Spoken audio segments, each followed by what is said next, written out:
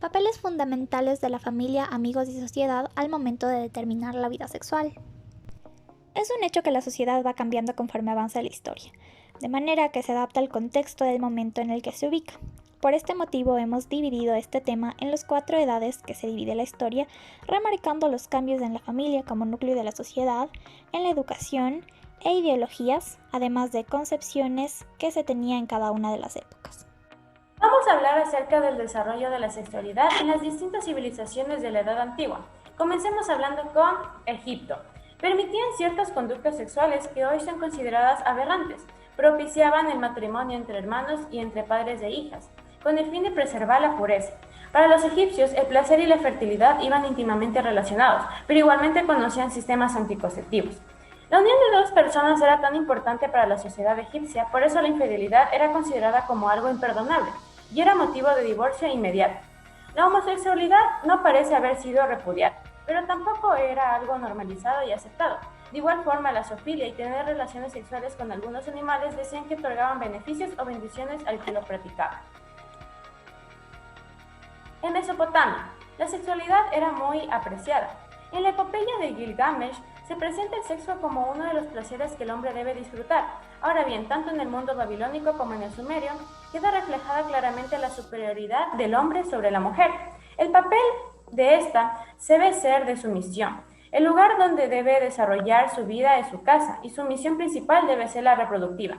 También existían prácticas homosexuales masculinas que eran consideradas algo muy normal.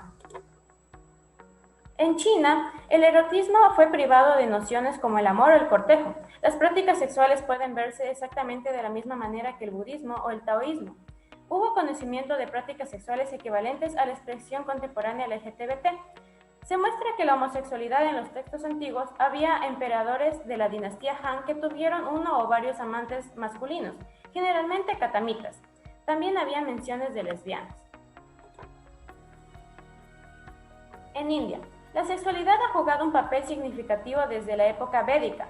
Las prácticas sexuales fueron consideradas un medio para obtener la perfección espiritual y la absoluta libertad, tanto en el hinduismo como en el budismo Vajrayana. Se encuentran relatos tradicionales que mencionan la existencia de personas de tercer género, como transexuales, intersexuales, homosexuales y bisexuales. En la antigua Grecia, el sexo se practicaba de manera libre y sin vergüenza. Los griegos tenían un concepto de placer infinito, lo que los llevó a profundizar en el arte sexual y sus variantes. La pederastía homosexual era una costumbre muy arraigada, principalmente en la clase aristocrática. La mayoría de los hombres adultos griegos mantuvieron relaciones sexuales con muchachos, pero también en este periodo se incluye la prostitución y el sexo con esclavos, aunque estos no eran aceptados. En la literatura de Safo, la mujer que practicaba la homosexualidad femenina se denominaba tríbada. Y por último, para concluir, la antigua Roma. No había distinción entre homosexualidad ni heterosexualidad. En la sociedad romana el varón tenía más autoridad por su activa masculinidad, símbolo de poder y estatus. Al ciudadano romano se le permitía cualquier actividad sexual siempre que su actitud sea dominante. Lo que no debe ser bajo ningún concepto, si quiere conservar la dignidad, es servir como objeto de placer. Edad Media y la vida sexual. En esta época la Iglesia impuso una visión teocrática del mundo, lo que lo llevó a tener un control total de la vida cotidiana. Esto marcó tiempos muy retrógrados y en consecuencia represiva de todo lo que significa sexualidad. De ahí que ésta tenga unas características muy particulares. La sexualidad en el medievo se veía como algo pecaminoso, reprobable, peligroso, pero también como lo más soñado, meditado y secretamente como lo más deseado. La Iglesia impone a la sociedad medieval que el sexo solo sea posible dentro del matrimonio y este debe tener una finalidad exclusivamente reproductiva. El pensamiento medieval está influido, como vemos, por la Iglesia, que considera el deseo sexual como una especie de enfermedad. Por ello, se fomenta la castidad, porque aporta un valor intrínseco y trascendente que nos guiará a salvar nuestras almas. La prostitución. Para la época la prostitución era vista de dos maneras. La primera era socialmente visto mal, pero aceptado, y la segunda era rechazada por la sociedad, pero era de suma importancia para la necesidad del hombre, de tal manera que pueda saciar sus deseos carnales. Sin embargo, para la Iglesia lo tomaba como un acto impuro. La homosexualidad. A la Edad Media, la Iglesia condena la homosexualidad. Este era considerado un pecado muy grave y contranatural, pero no aplicaban penas. Al transcurrir el tiempo se fue radicalizando su posición y a inicios del siglo XIV no toleraban estas conductas. Los homosexuales eran juzgados, equiparando sus prácticas con las de un hereje. Las autoridades civiles aplicaban castraciones y penas de muerte. Los gays eran acusados del delito de sodomía, haciendo alusión a la ciudad de Sodoma, que fue destruida por Dios por los muchos pecados que se cometían según el Antiguo Testamento. Continuamos entonces con la Edad Moderna y el desarrollo de la sexualidad en la misma. Para ello nos situamos en el contexto histórico-temporal de lo que ocurre. La Edad Moderna viene a ser el tercer periodo histórico en que comúnmente se divide la historia universal y está comprendido entre los siglos XV y XVIII, luego de la Edad Media y antes de la llamada época contemporánea. Esta también se conoce como una era de pensamiento de los ideales, como el progreso, la comunicación y la razón. Tenemos entonces dos eventos importantes que marcan tanto el inicio como la finalización de la Edad Moderna. El primero es la toma de Constantinopla por parte del Imperio Otomano y con ello el fin del Imperio Romano de Oriente, y el segundo es la finalización, que se da con la Revolución Francesa de 1789 o también desde la perspectiva de la independencia de Estados Unidos en 1776. Uno de los movimientos artísticos y culturales más importantes que se destaca en esta época es el Renacimiento. Como su nombre lo dice, es el renacer de las artes y el conocimiento que busca implantarse nuevamente en el pueblo ignorante que dejó la era anterior. Será un nuevo aliento a las artes y al pensamiento occidental. Y hay un retorno del pensamiento y de las artes. Este se originó en Italia con la participación destacada de artistas, filósofos, políticos y pensadores como Leonardo da Vinci, Miguel Ángel, Rafael y muchos otros más. La influencia ejercida por este movimiento se extendió pronto por toda Europa y produjo una explosión del conocimiento. Gracias a este, se produjo una doble visión de la Europa del siglo XVI. Por un lado tenemos a una ola de pudor, timidez y desconfianza respecto al cuerpo, la apariencia y la sexualidad, y por otra parte tenemos lo que es la celebración de la belleza y el redescubrimiento del desnudo, que se puede ver reflejado en varias de las obras. Ahora entendamos cómo se desarrolla la sexualidad en la Edad Moderna desde una vista más histórica. Bueno, en el siglo XVI se lanza una campaña contra todas las formas de desnudo y la sexualidad. Se cierran burdeles y las prostitutas se convirtieron en uno de los grupos criminales de la población debido a que eran juzgadas fuertemente por la Iglesia, que no había perdido su total control.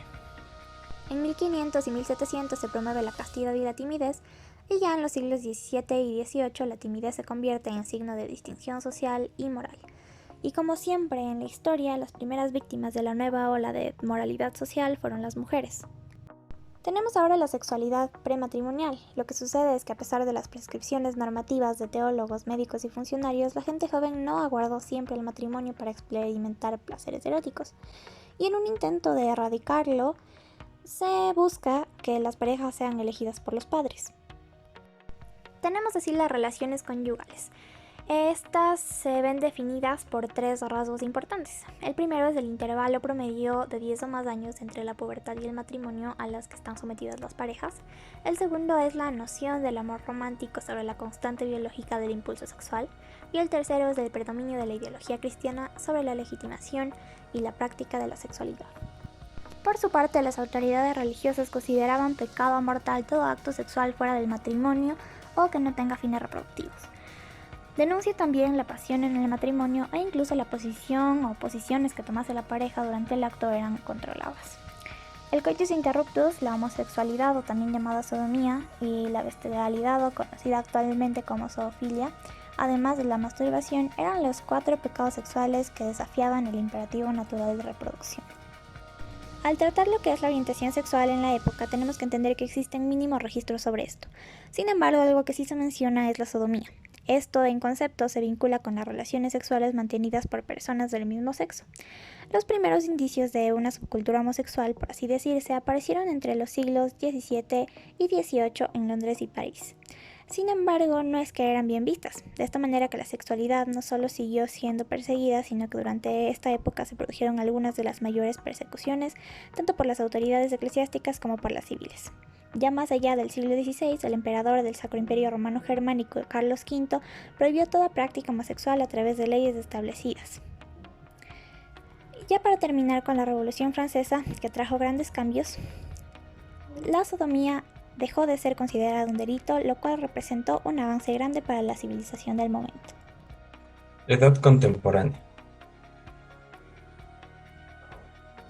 Es el nombre con el que se designa el periodo histórico comprendido entre la Declaración de la Independencia de los Estados Unidos o la Revolución Francesa y la actualidad. A partir de la Revolución Francesa, la orientación sexual se volvió un tema que tenía un poco más de libertad. El Código Napoleónico despenalizó la sodomía. Ya por la época nazi y fascista, todos los avances se vinieron abajo con la llegada de Adolf Hitler. Continuamos en la historia a 1890, donde se dejó de considerar a la homosexualidad como una enfermedad. Sin embargo, se seguían manteniendo tabúes sobre la sexualidad y las demás orientaciones sexuales. Para reflejar la realidad del momento, realizamos una entrevista que se presentará a continuación.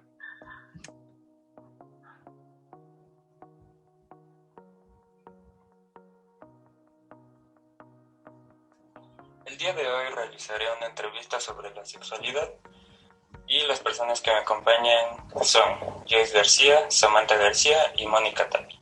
Vamos a empezar con Joyce García.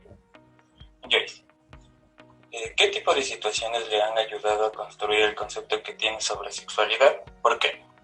La principal situación es haber crecido en un hogar donde la sexualidad se lo trata abiertamente. Eso ha ayudado a formar una sexualidad con mucho respeto. Ya. ¿En qué momento considera adecuado iniciar las relaciones sexuales dentro del noviazgo? Yo considero que se puede iniciar las relaciones sexuales cuando en la pareja exista confianza, amor y respeto. Última pregunta. ¿Cuál considera que sea el tabú más arraigado sobre la sexualidad?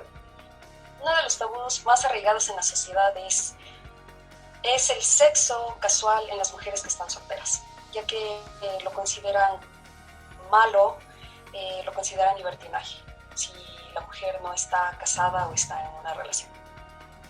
Continuamos con Samantha. Samantha, ¿cómo han sido las conversaciones sobre sexualidad con sus padres? Ya, nuestras conversaciones han sido de manera bastante abierta, lo que me ha permitido tener la sexualidad de una manera responsable en mi vida. ¿Con quiénes se siente cómodo hablando de sexualidad? ¿A qué se debe? Con las personas que me siento cómoda son con mi madre y mis hermanos, ya que tenemos una gran confianza para hablar de estos temas.